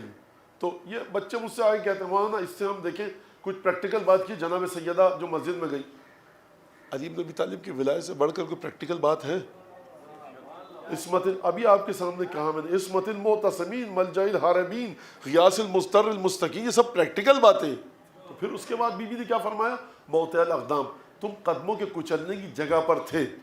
حتی انقذکم اللہ منہا بنبیہ بعد اللتی واللتی, بعد اللتی واللتی یعنی کیا کیا چیزیں تہوبالا ہوئیں, زیر و رو ہوئیں, ایک کوہرام مچا, کیا حالات گزرے, وہ داستان ایک عجیب ہے, میں اس میں نہیں جانا چاہ رہی. یعنی یہ میں اپنے الفاظ میں پیش کر رہا ہوں. فرمایا بعد ان منیا ببہم الرجال وزبان العرب ومردت اہل الکتاب, زبان کہتے ہیں بھیڑیوں کو, عرب کے بھیڑیوں کا سامنا میرے بابا نے کیا, عرب کے بہادروں کا سامنا میرے بابا نے کیا. اہل کتاب کے جو لوگ تھے جو دین سے پیچھے لانا چاہ رہے تھے, دین کو اس کے رستے سے ہٹانا چاہ رہے تھے, جو دین پر سے ہٹ چکے تھے, ان کا سامنا میرے بابا نے کیا. اب سمجھیے کہ کیسے کیا, سمجھیے کہ کیسے کیا. تو ہم تو بڑے آسانی سے, میں نے کتاب میں دیکھا, کتاب چھپ گئی, میں نے پڑھا, اچھا یہ جملہ, اس کو دیکھا, رٹا, آپ کے سامنے بیان کر دیا. کھولن جو مچی ہوئی ہے جناب سیدہ کے قلب مقدس میں, ہم اس تک کہاں پہنچ سکتے ہیں؟ بی بی دیکھ رہی کہ کمائی میرے بابا کی تھی, زحمتیں میری ماں کی تھی, دولت میری ماں کی لوٹی, آرام میرے بابا کا برباد ہوا, زخموں سے چور چور میرا شوہر ہوا, فاقے حسن حسین زینب نے کیے. اب تم لوگ آ کر کہہ رہے ہو کہ دین پر تمہارا حق ہے. فرمایا خوب توجہ کیجیے گا, یعنی واقعی مجھے بتائیے کوئی خاتون متقی, پارسا, پرہیزگار, بدر, خیبر, خندق, احد, حنین کے بعد اپنے شوہر کو گھر میں آتا ہوا دیکھے, لہو لہان, زخموں پہ زخم لگے ہوئے. احد کے 2-3 مہینے بعد مولا کائنات بستر سے اٹھ نہیں سکے تھے, اتنے زخم تھے. کوئی میرا نوجوان بچہ سوچے گا کہ مولا کائنات کو نقاہت اتنی کیسے طاری ہو گئی. اگر معجزہ دکھاتے تو زخمی کوئی نہیں لگتا. دروازہ خیبر 44 آدمی نہیں ہلا سکتے تھے. ابن ابی الحدید کے بقول مولا نے 4 انگلیوں سے اٹھا لیا. بات معجزے کی نہیں ہو رہی ہے, زخموں سے چور چور خون بہ رہا ہے. سیدہ مرہم لگا رہی ہیں, بوریاں جلا کر زخم میں بھر رہی ہیں. علی آئیں, زخموں سے چور چور.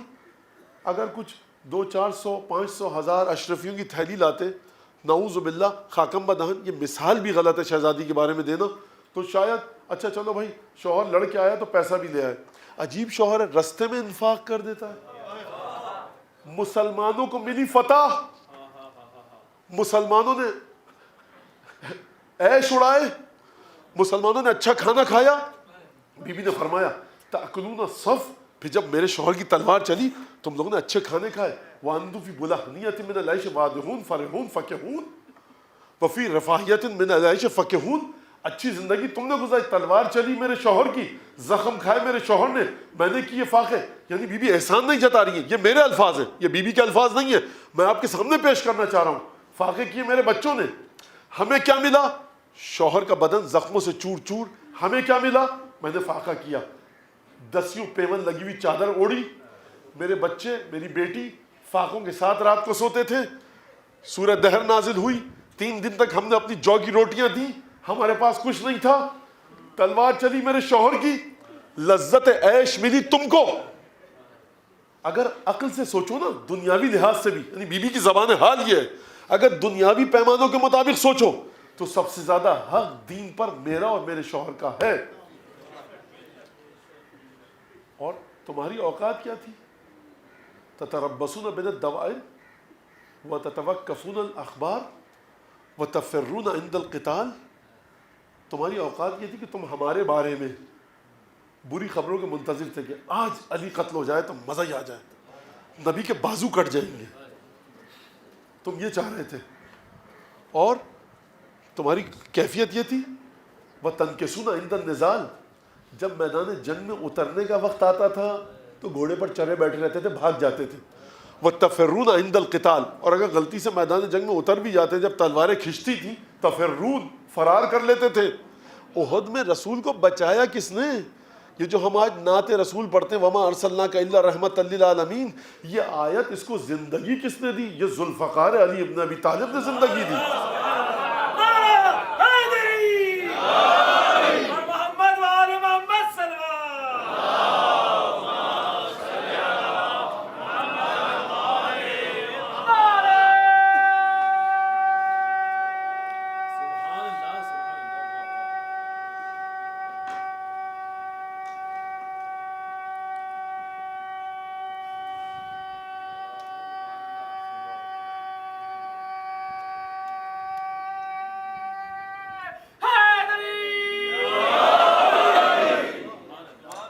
بی بی نے کیا کہا؟ بھیڑیوں سے روبرو ہوئے میرے بابا, بھیڑیوں کا مقابلہ کیا, سورماؤں کا مقابلہ کیا, جو مرتد تھے اہل کتاب کے, یعنی جو یہودیت اور عیسائیت سے بھی پلٹ چکے تھے, ان کا مقابلہ کیا.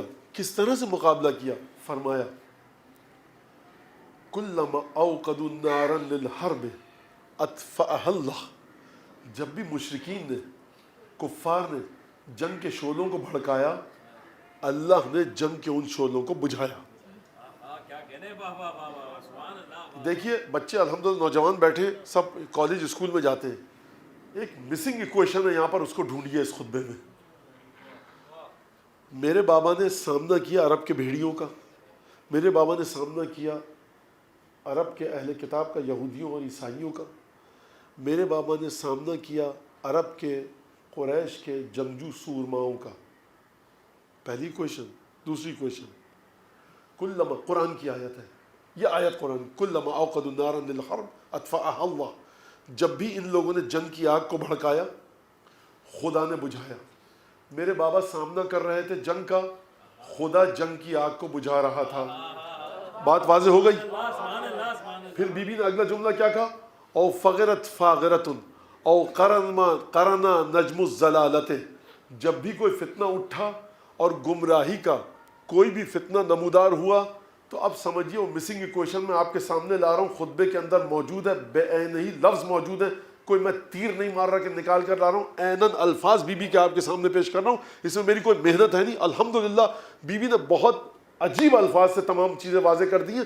فرمایا کہ دوبارہ میرے بابا نے ان بھیڑیوں کا مقابلہ کیا, آگ جب بھی جنگ کی دہکائی خدا نے بجھائی, جب بھی کسی فتنے نے سر اٹھایا پروردگار عالم نے اس کو بجھایا اور دبایا. یہ ہوتا کیسے تھا؟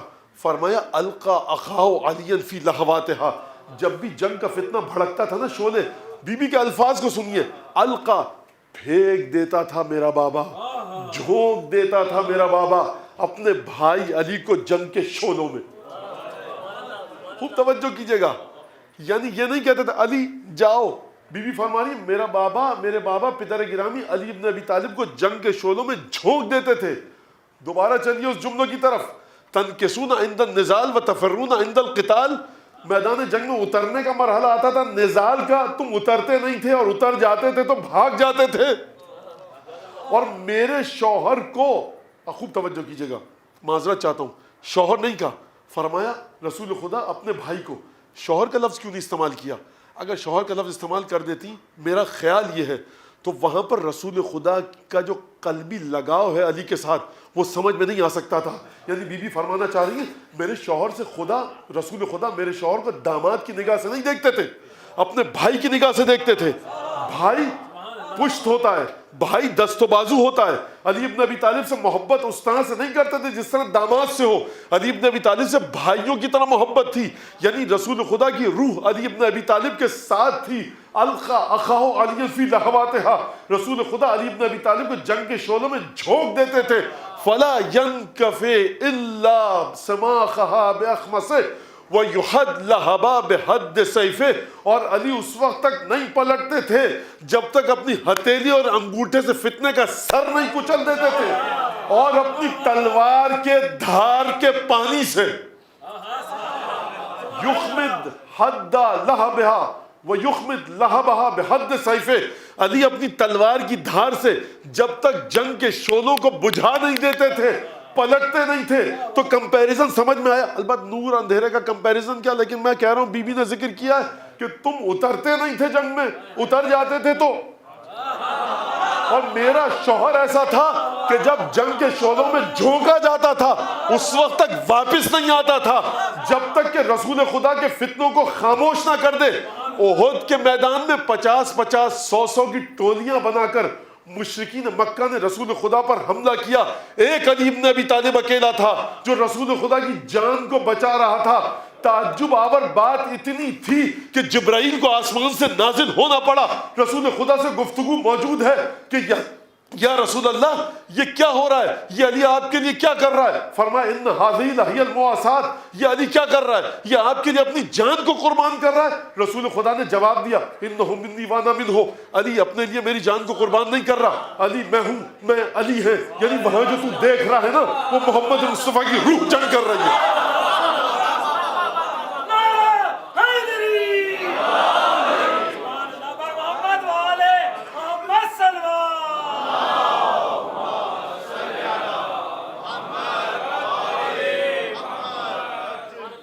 یہ بی بی کا خطبہ، اس کے چند الفاظ آپ کے سامنے پیش کیے. امید ہے کہ قبول فرمائیں. حضرت حجت اس کو آپ سے. اب مجھے بتائیے کہ جس نے اس طرح سے دیکھا ہو پوری تاریخ کو اسلام کی، وہ اپنے بازو کے زخم کو، پہلو کے زخم کو بھول گئی ہے. مصیبت اتنی بڑی ہے جناب امیر المومنین کی، جو مولا کائنات کا حق غصب کیا گیا. وہ وقت آیا کہ جب بی بی نے وصیتیں کرنا شروع کی. یا علی مجھے رات کو دفن دیجیے، رات کو نماز پڑھیں، اور میری قبر کا کسی کو پتہ مت بتائیے گا. اور ایک عجیب جملہ کہا شہزادی نے، کہ عجیب جملہ ہے شہزادی کا، اور قیامت تک کے لیے میری آنے والی تمام اولادوں کو میرا سلام پہنچائیے. یعنی کیا مطلب؟ یعنی جو اولاد فاطمہ سے ہے نا، بخدا عجیب بات، جب فاطمہ زہرا اس کرب میں تڑپ رہی ہے نا، اس تکلیف کے عالم میں ہے، اس وقت قیامت تک کے لیے اپنی آنے والی اولاد کو بی بی نے یاد کیا ہے، وصیت کی. وقت قریب آیا. بالکل یہ شہادت امام رضا کی شہادت سے کسی حد تک شباہت رکھتی ہے کہ اسما دیکھو حجرے میں جا رہے ہیں، جب تک ذکر کی آواز آئے سمجھنا بنت رسول زندہ ہے. آپ حضرات کے ذہنوں میں ایک سوال آتا ہوگا کہ شہزادی کا گھر کو اتنا بڑا تو نہیں تھا. جب شہزادی حجرے میں گئی ہیں تو حسن حسین کہاں تھے؟ بعض مقاتل اور تواریخ میں نقل ہوا ہے کہ بی بی نے حسن حسین سے کہا جاؤ نانا کی قبر پر جا کر دعا کرو. یعنی بی بی نہیں چاہتی کہ حسن حسین فاطمہ کی موت کا منظر دیکھیں.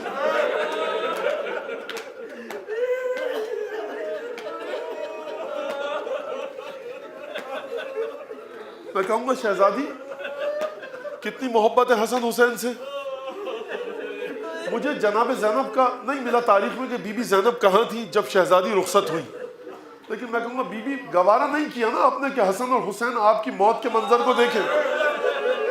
میں کہوں گا شہزادی جب حسین ابن علی گھوڑے سے زمین پر آئیں گے اور آپ کی بیٹیاں اس منظر کو دیکھیں. ایک دفعہ اسما کہتی ہے کہ ذکر کی آواز آنا بند ہوئی. اسما کس طرح سے برداشت کریں؟ آنسو کو اسما نے پیا. اب ہمت نہیں ہے اسما کی حجرے میں جائیں، فاطمہ کی وصیت پر عمل کرنا ہے. شہزادے رسول خدا کی قبر سے جب دعا کر کے واپس آئے، اسما نے کہا بچوں کھانا کھا لو. شہزادوں نے جواب دیا عصر کا وقت ہے. جو وقت ملتا ہے ہمیں تاریخ میں وہ ملتا ہے عصر کا، کہ اسما آپ جانتی ہیں کہ عصر کا وقت ہم کھانا نہیں کھاتے. مادر گرامی کہاں ہیں؟ دیکھیے اسما اپنے آنسو تو پی چکی تھی لیکن چہرے کا رنگ متغیر تھا، چہرے پر عجیب غم کے آثار تھے. بچوں نے چہرہ دیکھا، دوڑتے ہوئے حجرے میں گئے، دروازہ کھولا. اب مجھے نہیں پتا یہ بڑے شہزادے کے الفاظ ہیں یا چھوٹے شہزادے کے. ایک آواز آئی کلمینی یا اماں، اے مادر گرامی کچھ تو بولیے.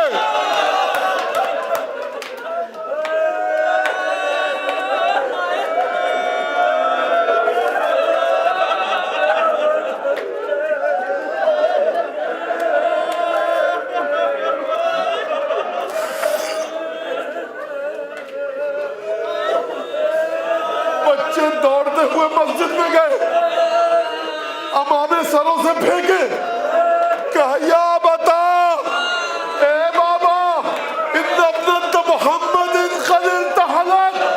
بابا ہم یتیم، محمد کی بیٹی دنیا سے چلی گئی. ایک دفعہ مقتل کے الفاظ ہیں فغشی علیہ، مولا کائنات تیورا کر گر پڑے، پانی کا چھینٹا دیا گیا، علی کو ہوش آیا، آپ نے گریہ کیا. اب اس سے زیادہ میری ہمت نہیں ہے. میں کہوں گا اے علی مرتضیٰ، خالے باب خیبر ہو، قاتل مرحب ہو، لا فتح الا علی ہو.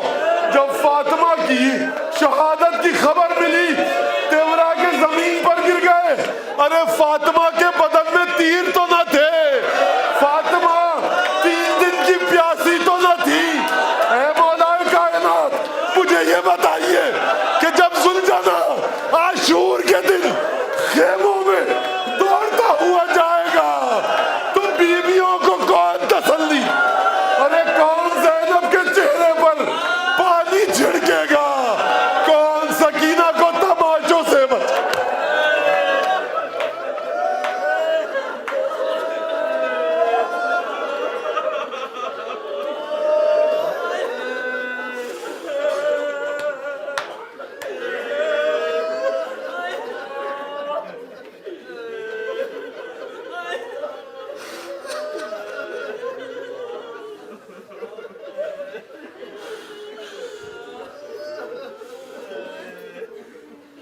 آج یہاں پر آخری مجلس ہے جیسا کہ مجھے علم ہے.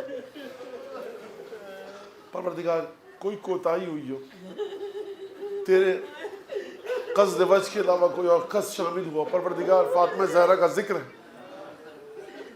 حضرت حجت کا ذکر ہے، کریم من اولاد الکرام. پروردگار جتنے لوگ بھی جہاں جہاں مجلس میں سیدہ کی گئے ہیں ان سب کے اٹھتے ہوئے قدموں کے مقابلے میں ان کو اجر جزیل عنایت فرما. اللہم بحق محمد وآل محمد علیک صلی علی محمد وآل محمد وعجل فرجهم واهلك عدوهم من الجن والانس من الاولین والآخرین واکفنا ما همنا وارزقنا العافیہ ووسع ارزاقنا وطول اعمارنا مع الصحة والسلامة في الجسم والروح. ربنا تقبل منا انك انت السميع العليم وتب علينا انك انت التواب الرحيم بجاه محمد وأهل بيته نغفر من اللهم كل وليك الحجة ابن الحسن صلواتك عليه وعلى آبائه في هذه الساعة وفي كل ساعة وليا وحافظا وقائدا وناصرا ودليلا معينا حتى تسكنه أرضك طوعا وتمتعه فيها طويلا. پالنے والے اس مجلس کو حضرت حجت کے قلب مطہر کے لیے باعث تعزیت تسلیت بنا. پروردگار اولاد جناب سیدہ کے لیے باعث تعزیت قرار دے, جناب امیر المومنین کے لیے باعث تعزیت قرار دے, رسول اللہ کے لیے باعث تعزیت قرار دے. پروردگار شرف قبولیت سے سرفراز فرما. حاضرین سے, بانیان مجلس سے, صاحب خانہ کے گھر سے جو لوگ اس دنیا سے چلے گئے, خصوصاً کی والدہ گرامی جوار جناب سیدہ میں جگہ عطا فرما. پروردگار یہاں جو مومنین مومنات موجود ہیں, ان کے گھر سے اگر کوئی مرحوم ہو چکا ہے, ان کے والدین اس دنیا سے اگر جا چکے ہیں, حاضرین مجلس کے جوار سیدہ میں جگہ عطا فرما. کوئی تنگ دست, نادار, قرض دار, پریشان حال, بے اولاد, بے روزگار, کسی مشکل میں گرفتار کو یہاں پر اگر موجود ہے, پروردگار اس کی مشکلات کو دور فرما. حضرت حجت کے دل سے ہر دکھ کو دور فرما, ہر خوشی عطا فرما, ان کے ظہور میں تعجیل فرما, ہمیں ان کے انصار و اعوان میں شامل فرما. پروردگار اس مجلس کو اپنی بارگاہ میں بحق کے وجہ فاطمہ زہرا سلام اللہ علیہا قبول فرما. دعاؤں کی قبولیت کے لیے, حضرت کے ظہور میں تعجیل کے لیے, حضرت کے قلب مقدس کی تعزیت و تسلیت کے لیے, اور ان تمام عبادتوں کی قبولیت کے لیے, ان دعاؤں کی قبولیت کے لیے بلند آواز سے درود بھیج دیجیے.